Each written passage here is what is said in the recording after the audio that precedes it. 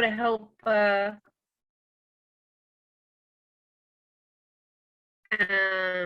sorry, got it. That it will, will help you weed through things. That if you have a lot of things and you're looking for a way to sort through them, looking at it, utilize it, or do I think it's beautiful?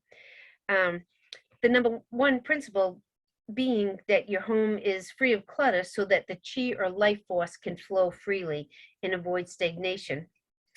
So if your home is organized, you'll have more energy to concentrate on matters that are important to you. No time lost spent wandering around looking for your keys, because your keys are always right where they're supposed to be. And there's no sorting through stacks of paper looking for that one document that you really need, because there are no stacks. And I have not achieved that in my own life or home, but it is a goal. So the feng shui gives a lot of importance to your front door. It should be easily found and easy to get to, so that you ensure that the chi can enter your home and nurture the occupants. On a practical level, you're making sure the UPS driver can get the packages to your house. So ensure your front door has a walkway and is easily navigated and well lit. There's a couple of pictures here that I have.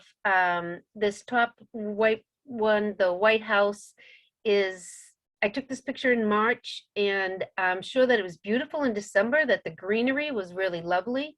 But at this point, the greenery has died and is not very attractive at all. And also you get part of it is draped down across the front of the front door, which really would impede anybody's ability to use that front door.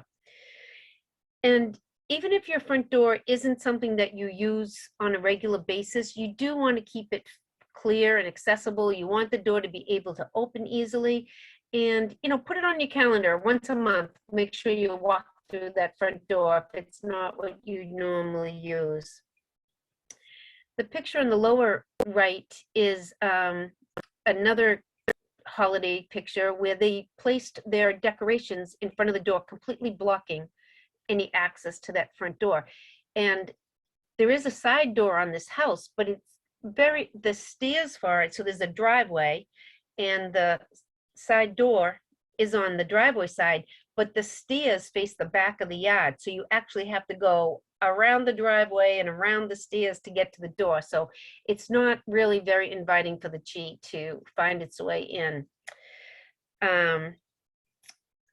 In my area recently, people are really starting to decorate their front doors with really beautiful colors. I'm seeing all these really bright, beautiful colors. I don't know if that's something just happening around my neighborhood, but I think it's very exciting because it just immediately gives a real spark of life to the home. In the handout, there's a checklist for the feng shui of your front door for you, so that you can do your own feng shui assessment and see that if your front door is welcoming to the chi or not. After the front door, the area that is of most interest in feng shui is your bedroom, because that's where you spend time, in your most relaxed state. Things are going to have the most influence. Any changes or cures that you make, that you do in your bedroom will have a bigger impact. You want a clean, inviting space that will aid in your rest and relaxation. And of course, there's many studies being released now on how very important sleep is. And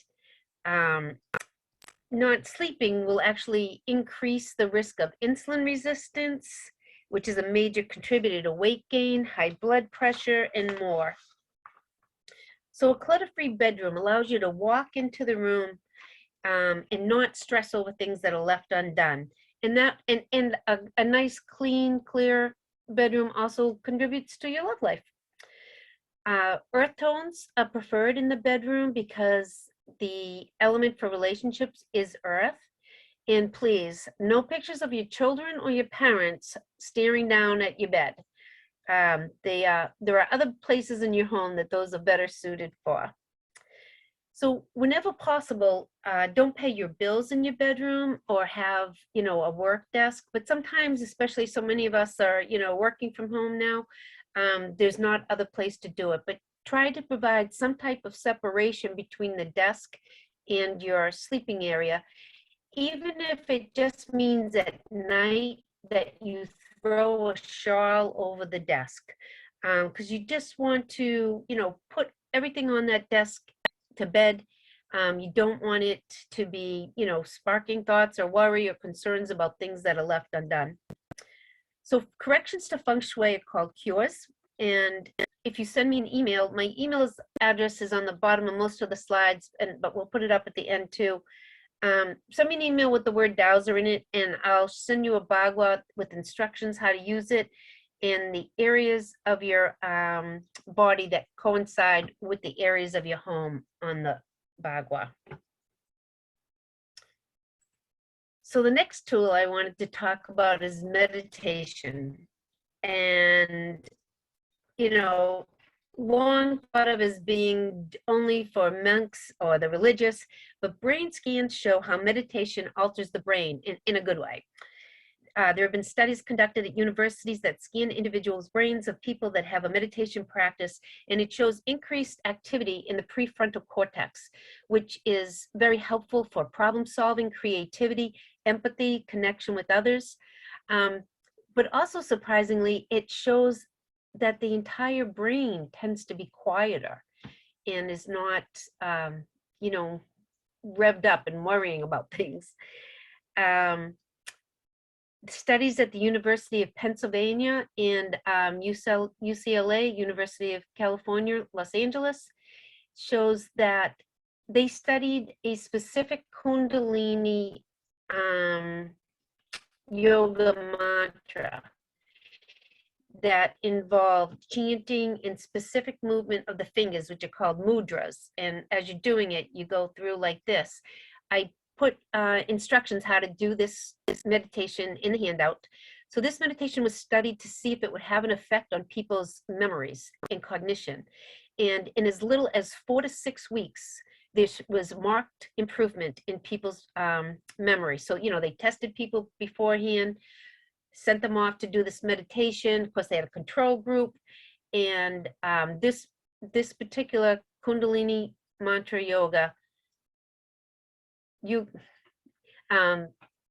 showed measurable increase. So that is in the handout. And as you do it, it only takes 12 minutes to do. There's a longer version, but the 12 minutes one is what they studied. And if you're interested in the longer one, you can find it out on YouTube. But as you're doing it, as you're doing the chanting, you just moving through your fingers like this.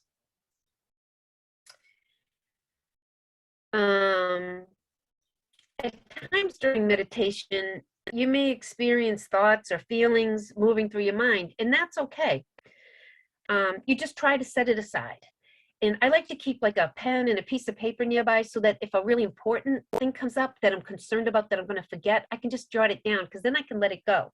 If I don't jot it down, I'll spend the rest of the time that I'm trying to meditate worrying about forgetting that item. And you can really just breathe, just taking conscious breaths, focusing on a single word, using the word love. They've actually found that different words affect the brain differently. So you can do love or kindness, something that just resonates for you. And sometimes, a lot of people will say, well, my mind just won't be quiet. Well, your mind is making all of that noise all the time. It's just that when you sat down to be quiet, you're noticing it. So by entering into that quiet time, sitting down to meditate, you'll find out what the chatter is that's going on in the back of your brain there. Whatever you experience is okay. And showing up is the important thing. Showing up to meditation is the only thing that shows a success of meditation. There is no other measure of success. And even the Dalai Lama has commented on sometimes he doesn't feel like getting on the mat, but he does it anyway. So if meditation has been a challenge for you, or you haven't been able to be consistent with it, start with just 5 minutes. Get out of bed so that you're acknowledging that you're entering into this, this state as a deliberate task or deliberate focus, and just sit somewhere for 5 minutes. You can go back to bed after the 5 minutes. It is good to do it in the morning because of the transition of your brainwaves from sleeping to waking. So it just gives you a little added oomph to your meditation. And just really just making a commitment to yourself that you're going to meditate every day for just 5 minutes is great. And I always tell people, do it no matter what. That 5 minutes, it's just 5 minutes. Do it on the days that you're running late. Do it on the days that you didn't sleep well last night. Do it on the days when you just think it's really stupid and I don't want to do this. Just do it. Just make that commitment to yourself for 5 minutes. And you're worth 5 minutes of your morning. And after you've done that for a couple of weeks, if you want to, you can start to grow it. You can add a minute a week until you get to where you want to be. And if there is a morning, if you've increased your time and there's a morning that you're running late and you really have to be somewhere, you can drop back to just the 5 minutes. Another great way to squeeze in a little meditation is at red lights. I do suggest you keep your eyes open, but if you close them, there's probably somebody behind you that will let you know about the light change. And all you have to do is just take some deep breaths, just breaths that you're focused on that are happening. It's amazing what just a few slow, deep breaths can do for you, because your breath is a message to your physiology. And, shallow, fast breathing is telling your body that there's a stressor going on. Deep, slow breaths is going to allow your body to reset and relax. And if you need to relax, what you want to do is make your exhale longer than your inhale. And that's all you have to do. Inhale and exhale longer. The kind of a rule of thumb is that you, for example, if you breathe into a count of 4, exhale to a count of 6. So the rule of thumb is that you take the count of your inhale and add half of it for your exhale. So if you inhale for a count of 4, your exhale is 6 because you've got the 4 inhale plus the half is 2. If you inhale to a count of 6, you would exhale 9 because of course 3 is half of 6. And if you inhale to a count of 8, your exhale would be a count of 12. So you don't even have to count, just try to like feel that your inhale is shorter than your exhale, and that will have an effect on calming your body systems. And this is particularly helpful when driving, because or in any situation that you find yourself that you've been startled or something causes you alarm. I live in Massachusetts, so our drivers are kind of famous. So if people are swerving too close to me or cutting me off or any of the other myriad of activities that take place on our road, you inhale and then you inhale again before you exhale. So you take a breath in through your nose and then exhale. And doing that is Andrew Huberman I believe he's a neurobiologist. He says that resets that whole fight or flight system. It just calms everything down. So you inhale twice and then you exhale, but you're breathing in through your nose. Dr. Andrew Weil, who is credited with perhaps being the first one to use the term functional medicine, and has spent his career combining, kind of East-West modalities, will write a prescription to his patients for a specific meditation. And I included the instructions on how to do his prescription in the handout. But what you do is you inhale through your nose for a count of 4, you hold for a count of 7, and you exhale to a count of 8. And so I want us to just take a moment to do that now. And so if you could just, if you're comfortable with closing your eyes, close your eyes. If you don't want to close your eyes, just maybe have your gaze, you know, kind of looking down a little bit away from the computer. And so what we're going to do, I'll do the count for you and you'll just follow along, okay? So we're going to breathe in, 2, 3, 4, hold, 2, 3, 4, 5, 6, 7, exhale, 2, 3, 4, 5, 6, 7, 8. Pause, inhale, 2, 3, 4, hold, 2, 3, 4, 5, 6, 7, exhale, 2, 3, 4, 5, 6, 7, 8. So I hope you all felt something with that. But what Andrew's Wheel prescription is that you do 4 rounds of that. We've just done 2, and I think you probably already are feeling the changes just with those 2 rounds. So his prescription is that you do 4 rounds and you do it twice a day. And it doesn't take much time at all, but you will have among the many benefits that meditation and other meditation provides is reduced stress, control of anxiety, increased self-awareness, and decreased blood pressure. So it really is a matter of finding the style that works best for you. And there's several suggestions in the handout, but it's anything that you can bring your mindfulness to. So you can just take a walk and just be taking your steps in a mindful way and feeling the air and listening to the sounds. And it really can have lasting effect and will help you face other stresses throughout the day. You know, by starting off with this, you can really,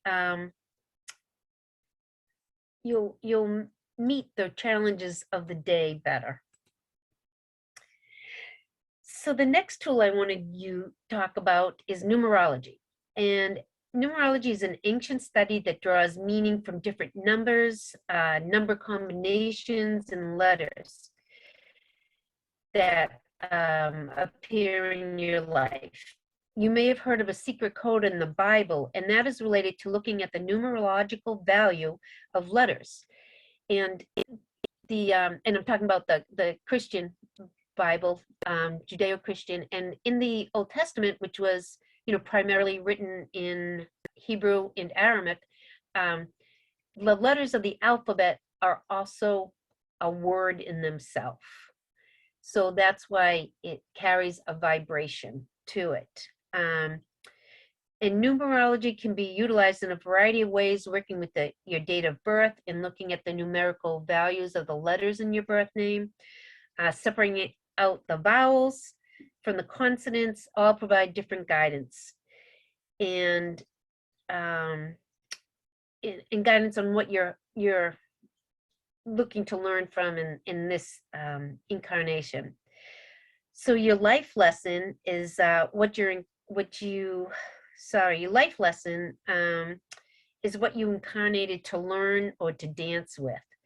Your soul number represents your inner self, and your path of destiny is the aim in life, the path that you will take. So the first one, I use a 9-year cycle for my numerology, and I like the 9 because it gives you 3 years of 3 cycles. And you can find where you are in the cycle by adding your month and birth date together. So, and you add it to the current year. So if you've had your birthday already this year, you use 2022, which adds up to a 6. If you haven't had your birthday this year yet, you use 2021, which adds up to a 5. So someone such as myself, who his birthday is February 17th, coincidentally, it's right here on the presentation. I take the 2 and the 17 and the 6 from the 2022. So I get 25, which is a 7. And we'll talk about what the different cycles mean.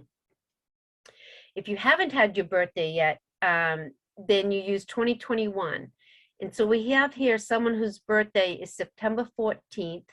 We're adding it to 2021 because they haven't had their birthday yet. So 9 plus 14 plus 5 equals 28. We then take the 28 and we add the 2 and the 8 together, we can get a 10, and that's number 1.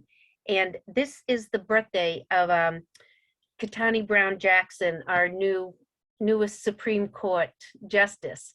And just the symbolism of that she's in a year 1 starting a new cycle, I think is really powerful. And I just kind of picked this out of the hat. I was just a little curious to see where she was in the cycle. So you can do that for your birthday, and I'm just gonna kind of quickly hit on what the different years mean. So the number 1 is new beginnings, and I liken it to we're planting seeds for what we want in life. It's really a time for exploration, trying new things. If you're in the number 1 year, just say yes to as many things as you can to experience. During the year 2, we nurture those seeds or ideas and see what grows or interests us. During year 3 is a time to do some weeding. Getting rid of what isn't working. It's a time to review, define, clean up, and release what isn't growing for you. And the more you can clean out now, the easier it is as you move through the later cycles. Now you can be in a year 3 and maybe you're not quite clear on what you want to clean out, or maybe you're not ready to make major changes in your life, but you can clean out a drawer or a closet in a conscious way and kind of say out to the universe, hey, I'm in a year 3, I'm cleaning out this stuff. And that way you're kind of gathering that energy of the universe for assistance. Year 4 is time to take those ideas that survived the weeding of year 3 and take real action and build on it. You want to give them roots. You want to anchor them in this physical world. Number 5, the energy for change is available. Things that you might have thought were solid may fall away, but it provides an opportunity for something new to arise. So 5 is about change, which, change can be difficult, or you can take change as a welcome because new things are going to come out of it. Year 6 is a year for creating harmony, or you have a need for harmony during year 6. So that which is discordant should be released. You want to get in there and really weed out what isn't life supporting. You're going to be entering the final cycle of this 9-year cycle, and you don't want to be dragging along things that should be released. Now, this doesn't mean that you have to kick everybody that isn't completely supportive of you out of your life, but you may want to make sure that their thoughts and opinions aren't carrying as much weight. That you're taking ownership of what's yours and letting them have what's theirs. But you'll see a lot of times people kind of change jobs, change relationships, but it doesn't have to be that major. It can just be that you're more conscientious of what you're having in close to you. So 7 is time for renewal. It's faith versus fear. It's making time to take care of yourself, because even, God rested on the 7th day. So self-care is very important, especially as you're getting into the end of this cycle, this 9-year cycle, and it can be tiring. You've gone through all of these things. So you want to be well rested and ready to take on the final couple of years. So 8 is personal power and personal responsibility. It's about finding your strength and ensuring you have boundaries.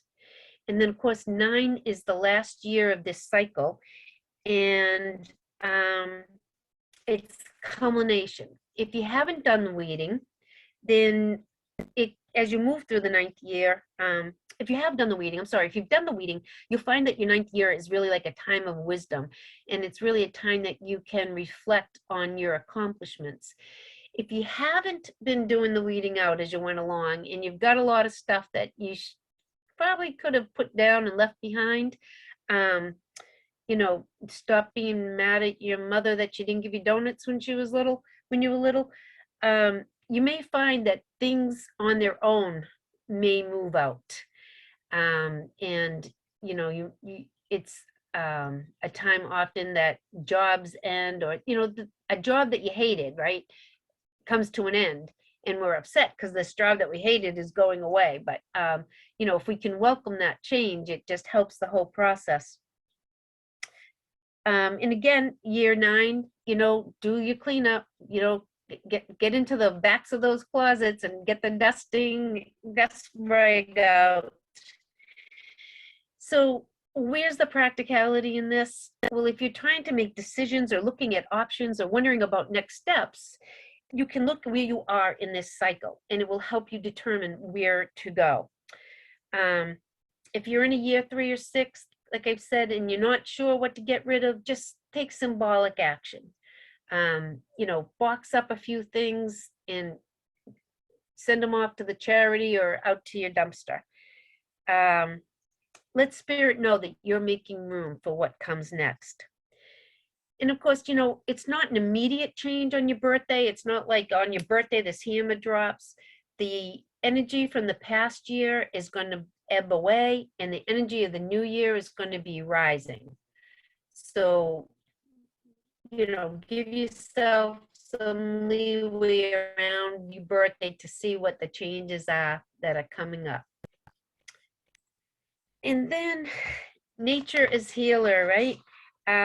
Many people feel just like a spiritual connection with nature, and they may connect with fairies or the earth elementals to engage in co-creative space or care of outdoor space. The elementals are credited with successful gardens at Findhorn in Scotland and Pearlander in West Virginia. But just being in the presence of flowers adds their energy is going to interact with your energy body, and you can avail yourself their healing properties just by walking through a garden, having flowers in your home. It all is going to have an influence on you.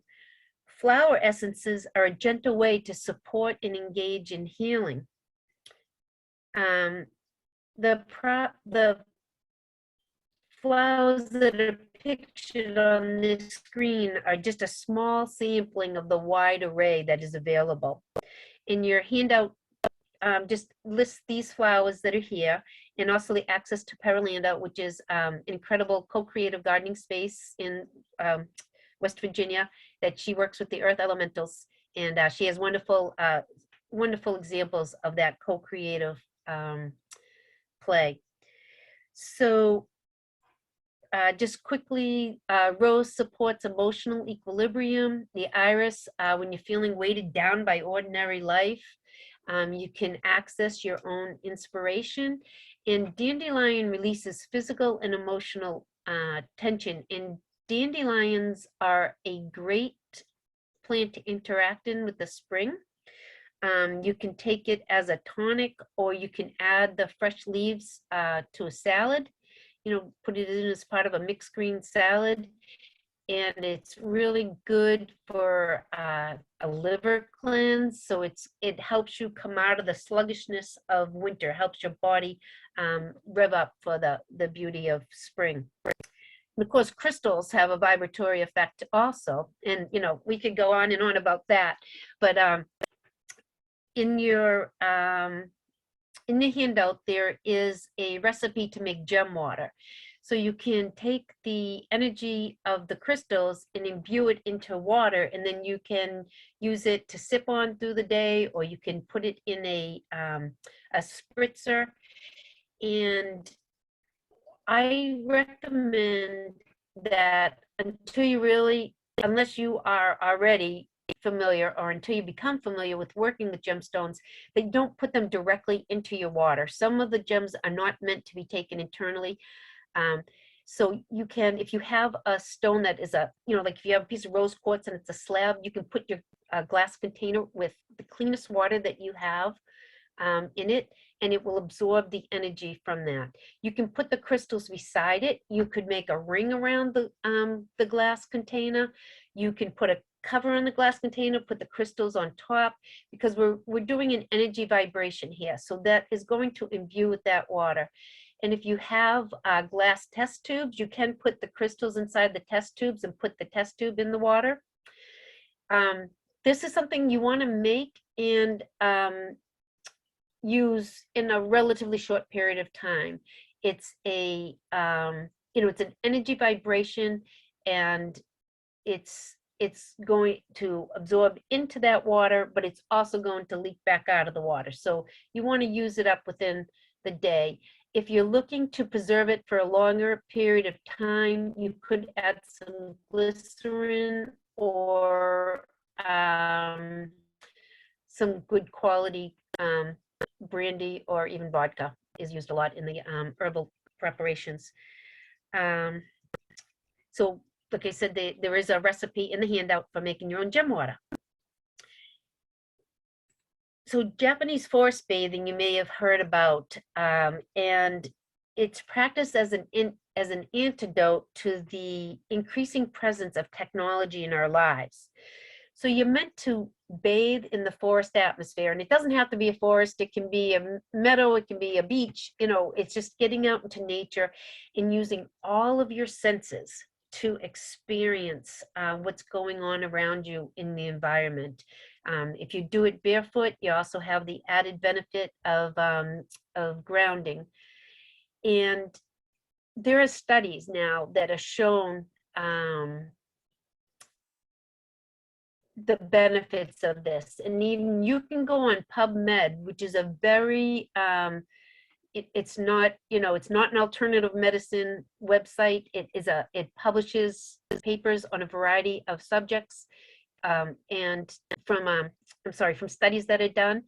And you can enter in search words, and you can find all of these studies for yourself. And the some of the benefits of forest bathing are improved cardiovascular function, neuroendocrine indexes improve, metabolic indexes, immunity and inflammatory indexes, antioxidant indexes, electrophysiological, which I'm not even sure what that one is, but I think I want to improve mine. There's a significant enhancement of people's emotional states and attitudes, and psychological recovery. There's an obvious alleviation of anxiety and depression. And there's been multitudes of additional studies that have shown they'll take people that are in the hospital for the same surgery, and they'll put some people in a room with a really lovely view or just access to an outdoor view, and someone else with the view of a brick wall. And the people that have that view of nature heal quicker. I mean, it's documented evidence that they heal quicker. And even having flowers in the room or having pictures of nature. So they'll do, how they do these blind studies. So you'll have one group that has a view of nature, one group that'll have cut flowers in their room, and another group that is left with the brick wall view. And the brick wall view people take significantly longer to heal, have more complications, more insignificant increases in secondary infections that occur as a result of the hospitalization or treatments. So really, these studies are proving what so many of us know. We really like plants and rocks and stuff, and I have plenty of plants and rocks around my house, inside and out. So now, the number one most practical, metaphysical, occult, magical, and supernatural tool of all, of course, is dowsing. This is my two granddaughters. They're a bit older now, but they helped me do public teachings on dowsing. This one, we were at the state forest, was having its anniversary. I think it was the 75th anniversary. And so we were invited to come and teach dowsing, and we had so much fun. And with the two of them, just really helping people get over any fear or concern about doing dowsing. I'm going to start talking really fast to get through the rest. So I really recommend that people write down their questions when you're getting out and dowsing. You want to make sure that you're dowsing what it is you mean to dowse. And you want to make sure that you know what you mean. So if someone's dowsing, like say around a relationship, you want to know what it means to you, what you want that relationship to look like. So if you just say, is this person a good match for me? Do you want to play tennis? You know, do you need to start a fire? So you want to be clear on what it is that you're asking, because your subconscious mind is very literal. I'm going to kind of skip some of this, but I do recommend like douse your own home. Find a place that's good for meditation. If you're a student or you're learning things, find a good place in your home that's good for learning. Find out where your compost bin should go. And that'll help speed up the decomposition. But that's not where you want to be meditating. You know, your meditation spot and your compost spot should not be the same place. So quickly, let me just go through these. This is cave drawings. It's about 8,000 years old, and I think all of us dowsers right here can see that he clearly has a Y rod in his hands. In mythology, this Yu the Great was a Chinese emperor. It was believed he controlled flooding. And he's depicted here with what some of us believe is a dowsing tool, which of course, dowsing would have helped aid him in his control of floodwaters. There's one down here in the right corner. I couldn't find the picture that I wanted. This is a Spaniard in the New World, and you see him here. He's carrying his lance straight up and down. But there are depictions of them traveling with their lance in their arm at an angle like this, and it's believed they were dowsing, looking for gold, and that the lance would dip when they got there, when they came in contact with that. So this is one of my favorite pictures, the creator. It's William Blake, the Ancient of Days. So guidance is available, and the answer is as close as the question. And just starting off with the alphabet, we've got auras, books, choices, diets, etc. And I don't think the question is so much what can you do with dowsing, is what can't you do, right? What can't you do with it? Guidance is available for all areas of your life, and you just need to take the time to explore. You can experiment, go far beyond just yes/no question answers, and rate things on scales of 0 to 10 or 0 to 1,000. But be clear in your question and know that the future isn't fixed, and make use of that.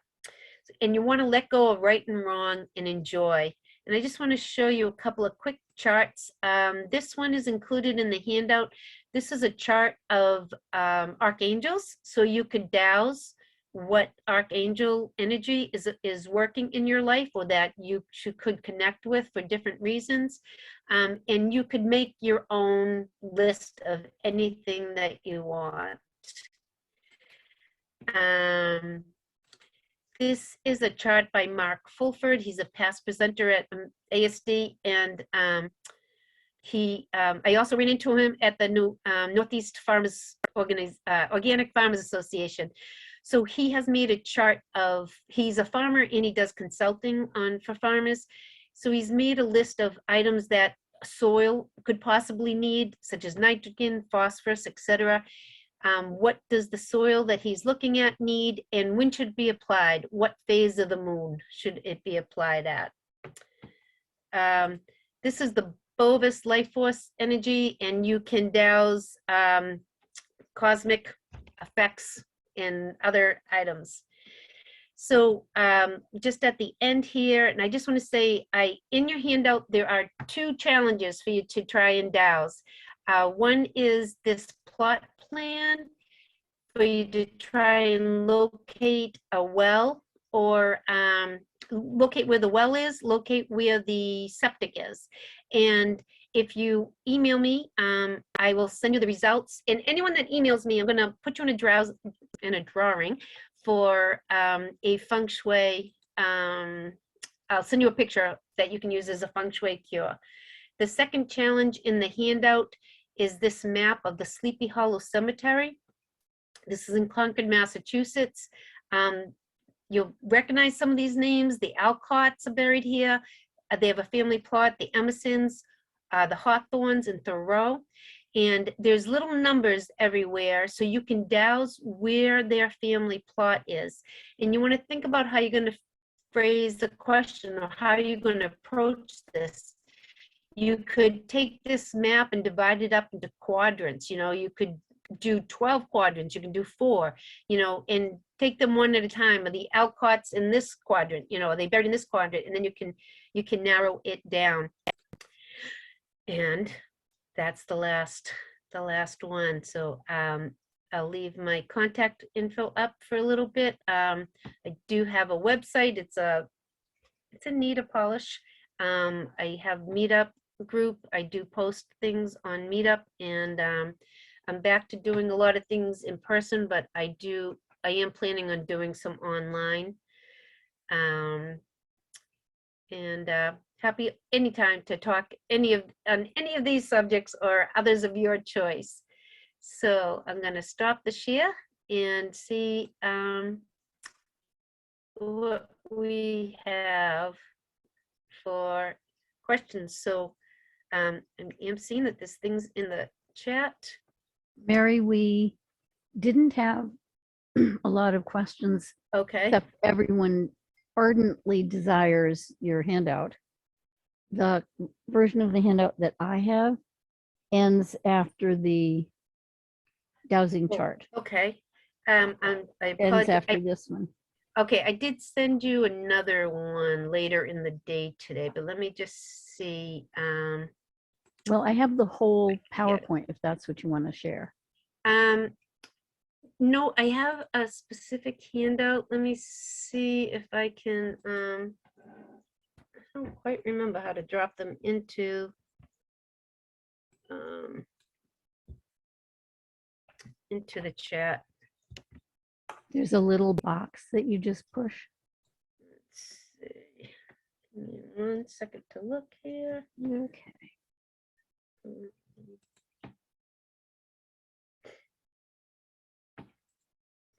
Right, here we go.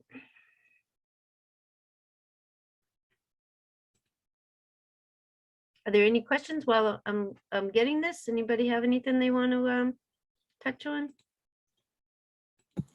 Mary, hi, I'm Carol. I'm curious how, I'm guessing that you are blending the use of all these tools in the way you interact and guide other people. Is that true? That pretty much is true, yes. So is there one area where your guidance is dominant? So dowsing is my #1 tool, and often what I'll do is either kind of intuitively feel or with dowsing feel what would be most helpful, and that can be the way to go. And what I really like to do too with people is use muscle testing, because then that is going to show them the answer themselves. There's not going to be any question to them for them, if they test weak. I got it in.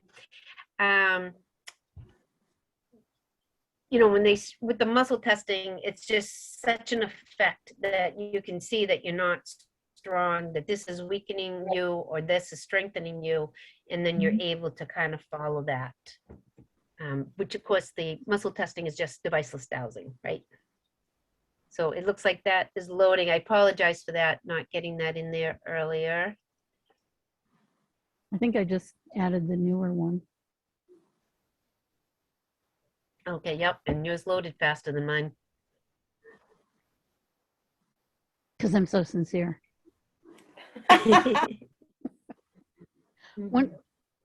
Carol, are you finished with your question? Well, I guess I'm just want a little bit more of a fleshing out if someone is approaching you to do work with you, to have a consultation with you? Are they coming in to say, oh, I want your feng shui guidance. I want you to do, show me how to do Oh, gemstone yes. elixir. So, yes. So, yeah. So it can come really it can come different ways. So, a lot of times, it is through feng shui. And I find like when people start cleaning up kind of one area of their life, it makes room for other areas of their life to get cleaned up. So sometimes it's working on nutrition or health. And when that starts to improve, then they have more headspace to think about it from about their feng shui. Sometimes it starts with the feng shui that, so a brief example, someone, their relationship corner of their home was where they had their easel, and they had all, like dried up tubes of paint, and it was just a mess. So they weren't actively using any of it, but it had just been the place where it was. So we dowsed what area of the home to start in, and that's what we came up with, was that area. So when they started cleaning that up, they realized that their relationship that they were in really did not work. Um, and they did end up leaving that relationship. Now that's not what always happens, but when she cleaned that out, the new energy came in. She couldn't hide behind that stagnant energy anymore. She had to face what was going on in her life. Now, sometimes you get that new energy comes in and you can use it to renew your relationship. But for her, that stagnation was because she really did need to move on. Um, I have another person that had been married to um, an alcoholic for a number of years, and he had a lot of anger, and you never knew what was going to set him off, right? So their home was really, really cluttered. He ended up passing away suddenly, and when we dowsed where to start, she had a split level house. So, you came in, you go up the stairs, her living room and kitchen were over here, and then there was a hallway down to the bedroom. Her hallway was almost impassable. So she started there. And the very center of the home, right? But just think about it, like she was working to keep that energy low and slow because she didn't want anything triggering him. But now he was gone and she's left with all this stagnant stuff. So it was interesting to me that it said to start in the center of the home, because it really, like, everything was accessing off of that, right? So she did. So it took time, and she took her time, and she went through things, and really started sorting things out. And then unfortunately her mother passed away, and she took all of these things from her mother's home. And so now her living room was full of all of the things from her mother's home. And so it was really like, just kind of, the conversation was about, you're not going to forget your mother, like, these things are not what's going to keep your mother alive for you. Um, so I don't, does that help cover?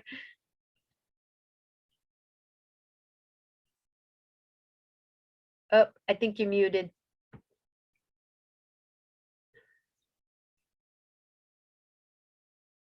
I can't hear you. Oh, there you There we are. go. Yep. There we go. I'm getting more of a sense of how people connect with you and then are opened up to be able to explore their situation with the different different tools that you have mastery in. But it sounds like different folks may be coming to you for feng shui. Other people may know that you're a dowser and they want to have the dowsing assistance. Is that how it works? Or Yes. Yep. Yep. I view it like that. There's kind of like three tracks, dealing kind of with the physical body, and kind of coaching around achievement, and then the physical space clearing or energy clearing of space. You know, Okay. because sometimes people's homes are affected by any variety of things, you know, earth energies or, you know, past, past inhabitants whose energy might be hanging around, you know. Or I think we've all walked into a room after an argument's happened and you know something went on in that room, you know. So sometimes, you know, you have to clear some stuff out. Well, Mary, you have demonstrated once again that we all have many choices about what to keep in our energetic toolbox or our dragon hoard jewelry box. I do like dragons. Yeah, of energetic tools. And it's all the same energy as many Dowsers are fond of saying. It's how it speaks to us, what works for you. When I think about feng shui, just in case you're interested, I always remember B.F. Skinner, the psychologist who created the Skinner box, that everything we see around us is our inner environment also, because we're seeing it, feeling it, hearing it. Yeah. It's very important if you want a clear mind to have a clear environment. Yeah. Yeah. So what's happening in your home is a reflection of what's happening inside. That's why I'm donating everything. And sometimes it's fun, like to see where, oh, like there may be just one section of your home that always ends up, I mean, for me, it's my kitchen sink, but, you know, always ends up being kind of cluttered, or where things tend to gravitate. And so it's interesting to see that. So when I first started learning about feng shui, I realized that every home I had chosen for myself, starting at age 18, was missing the wealth corner. So, and I went to this feng shui class and came downstairs the next morning, you know, with that bagua in my hand and looked. And in my wealth corner, I had a picture that a friend of mine had taken in Vietnam of this. It was a beautiful picture of this older woman who was Hmong up in, you know, up in the mountains of Vietnam. And it was a wonderful picture, but it was not a good representation of wealth. And so it did not belong in my wealth corner. So I moved it over to, I think, helpful people or ancestors, and put something a little more representative of wealth in that corner. So, so that was, I don't know what number home I had picked for myself. Probably like number 6 or 7. And so my next home I got, I had a wealth corner that was not, you know, that was there, was not missing. But I had to, you know, look at my relationship with money. You know, it made me grow up with my relationship about money. Mary, thank you so much. I'm going to end the recording now. Very good. Thank you, everyone. Appreciate you being here, and feel free to reach out any questions or anything that comes up. Happy to engage in conversation.